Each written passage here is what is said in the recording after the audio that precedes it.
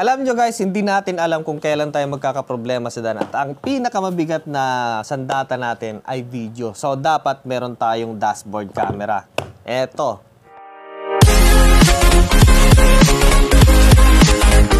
Kung wala ka pang dashboard camera, dapat mag-install ka ng ganito kasi hindi mo alam. Baka mamaya, maisaan ka dyan. So, ito guys, pinapakilala ko sa inyo. Eto. Dashboard camera na mula kay Stravis 2. Dalawang box yung pinadala sa atin. Ito yung kanyang mga accessories. Buksan natin mamaya. Tapos ito yung kanyang mismong camera. Dalawang camera yung nasa loob. 70 MAI dashboard camera. A510 set. Dual channel recording. Stravis 2. Tapos ang kanyang resolution ay 1944p HDR. Sony Stravis 2 yung kanyang malamang yung sensor dito na ginamit. Dual channel recording. So dito, meron siyang parking surveillance, parang CCTV na 24/7 na naka-monitor yung ating sasakyan. Built-in GPS, tapos app control. So magagamit natin yan para makuha yung video.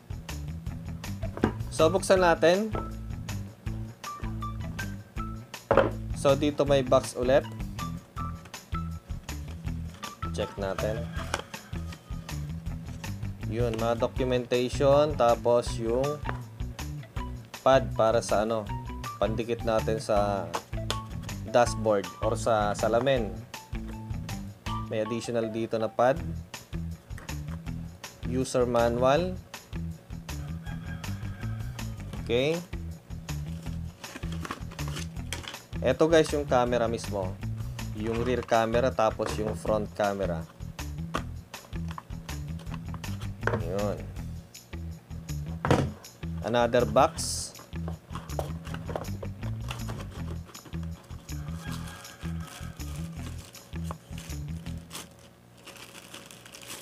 Yung wire para sa kanyang supply. Para sa kanyang rear camera. Dito. Mahaba eh. Tapos eto naman para sa kanyang power supply dito. USB Type-C. Balikan natin mamaya. Tapos yung para sa kanyang cigarette plug. So dito yan. Yun oh. Tapos additional na mounts. Then, yung pangtungkab. Yun o. Okay. So, buksan pa natin yung isa. Marami siyang accessories o. Plus, eto. Yun o. Mga wires. Ayan. Yun o. Type-C. So, magagamit din natin sa phone natin. Another. Ano kaya to? User manual, tapos para sa kanyang GPS. Ayun. Meron siyang pantanggal ng SIM. Ito yung GPS mismo. O, diba? Naka-surveillance yung sasakyan natin kung just in case na kinarnap, mahanap natin. So, ito yung GPS niya. Ito yung supply papunta sa ating wirings. Okay. Tanggalin natin yan. Nakapaglagay na ako guys ng kanyang memory card. So ngayon subukan natin. Maganda na ngayon yung mga dashboard camera kasi nga plug and play na lang. Hindi kagaya nung dati na talagang kailangan mong i-wiring. So dito plug and play lang siya. Saksak natin dito sa kanyang DC in. Okay, merong DC in dito. Yan guys oh. Hintayin lang na. Ayun, umandar na siya kusa. So, kapag pinaandar natin at plinag natin sa cigarette plug, automatic aandar siya. Okay. Saksakan ng micro SD, tapos yung auxiliary camera. So, ito. Tapos, meron siyang 4 na pindutan dito. Ayan. Setting, audio, at yung ating library. Okay. Merong speaker sa likod. Yan. Tapos yung mismong camera, pwede nating pipitin. Okay. Return. So, dito, kung papasok tayo sa setting, pindutin natin yan. Video setting, parking surveillance. Yan kung iiwan natin at matutulog tayo. Tapos, smart travel, sound setting, tapos system, reset. Subukan natin pasukin yung mga setting niya. Video setting, okay. Storage, resolution, recording duration, speed. So, marami. Then, sa parking naman, collision detection. So, maganda guys, maraming setting dito. Tapos, smart travel, emergency video. So, pag ginamit natin yan, automatic na magka-capture siya. Tapos, sound setting, yung volume. Tapos, kung iset natin yung kanyang microphone, nandun din. System, yan, Wi-Fi. Kailangan yan sa i-connect natin sa cellphone natin. Tapos, meron pa siyang screensaver. Ang galing ano? Screensaver. Naka-on yung screensaver. Ano kaya yung screensaver nito? Ganun lang. Okay, tapos susunod dyan ay reset. Okay, so subukan natin isaksak yung rear camera. Dito yung saksakan ng rear camera. Tapos yung isa naman sa GPS. So, hindi naman ako marunong sa GPS. Dito lang tayo sa mismong camera. Pakita ko lang mamaya yung GPS. Saksak natin dito. Yun, automatic. Madedetect niya yung nasa likod or auxiliary camera. Saksak natin na ganon. Boom. So, yan. Yung maliit na ayun. Yan pala yung screensaver niya. Okay. So, yung maliit na yon, yun yung rear camera. So, ito siya.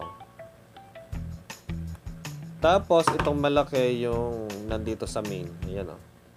Pwede nating swap. Ngayon, yung mas maliit, ito ngayon yung nasa harap. Tapos, yung malaki yung nasa rear. Okay, ganun, baliktad siya. Tapos, pwede ring yung main ang malaki, tapos yung rear naman ang malaki. So, mas maganda yung dalawa para makita natin. Yun. Okay, para naka-monitor lang siya. Okay, sa ngayon, nagre-record na yan. Yun o, nagbi-blink yung red. Okay, so subukan nating iset. I-connect sa ating cellphone. So, dito, i-download natin yung 70 AMI galing sa Play Store. Yan.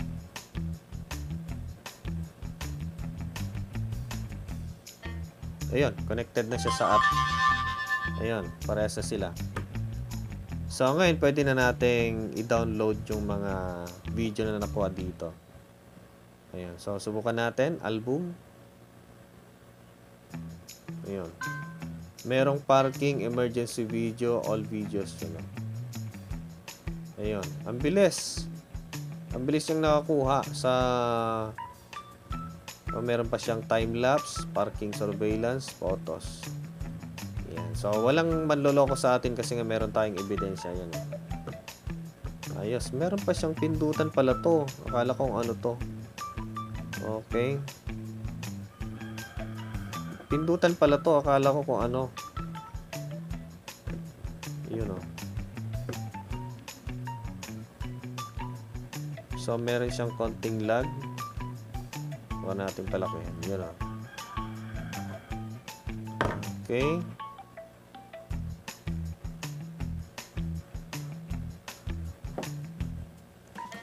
Exit dashcam. So, yun ang gamit natin para ma-download yung mga video to cellphone.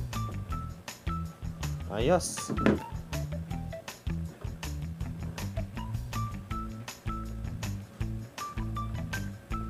Subukan natin itong pindutin. Para sa kanya, standby. Ayun. Kala ko ano tong pindutan na to. Okay.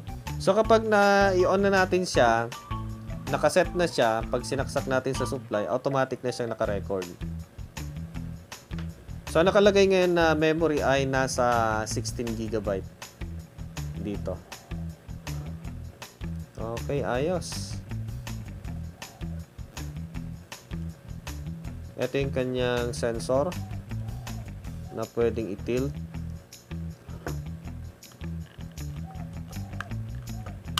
Yun, pwedeng tanggalin. Ganun pala.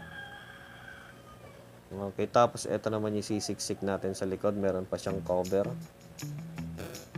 Ayun. Pwede ring i-tilt. Kapag nakadikit na siya, pwede natin i-tilt na ganun. 360. Ayos. Ayun o, ang ganda. Meron siyang oras. Naka 24 hours yung kanyang format.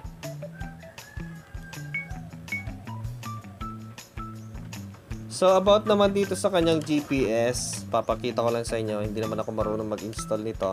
So, dito meron siyang connection para sa, ayan, sa ating susian. Tapos, meron siyang kasamang fuse para sa kanyang supply. Dalawang fuse yung laman dito.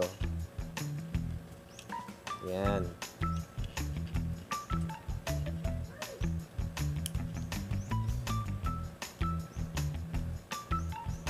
Tapos yung ground. Mahaba siya guys. So pwede nating isiksik kung saan location yung gusto natin. Tapos meron siyang pindutan dito, 70 AMI. Meron siyang LED dito. Adhesive naman to para idikit. Yun o. So kung isiksik natin ganun sa ilalim para hindi makita. Dito merong saksakan ng SIM card. Meron siyang kasamang SIM ejector dito. Tutusukin natin ng ganon, tapos lalagyan natin yung SIM. Okay, so ibig sabihin pwede natin i-connect sa data. Tapos meron siyang saksakan dito ng micro type C. Okay. Yun. Okay, so para sa mga interested na bumili ng ganitong klaseng dashboard camera at yung mismong GPS. Yan, walang takas. Mahirap na kasi yung sasakyan natin kung karnapin nila. Yan, alam nyo naman sa Pilipinas, napakabagal ng proseso. Okay? Napakabagal ng proseso sa Pilipinas. At napakarami pang buhaya. Kung meron tayong ganito, wala silang palag. Kasi nga meron tayong video na ebidensya. Dapat nga kahit sa mga motor, meron tayong ganito eh. Kasi ang paborito ng mga buhaya sa daan ay mga rider. Okay? In the future sana, request ko sa mga gumagawa ng mga dashboard camera. Meron din sana sa mga rider, mga motor. Ayan. Iba lang yung mga kamote. Hindi naman lahat kamote. Sana meron din. Okay, so para sa mga interested, nasa description box yung link ng GPS at yung ating dashboard camera para sa mga sasakyan natin for safety natin. Okay, maraming salamat sa inyong panonood sa video na to. Next time ulit.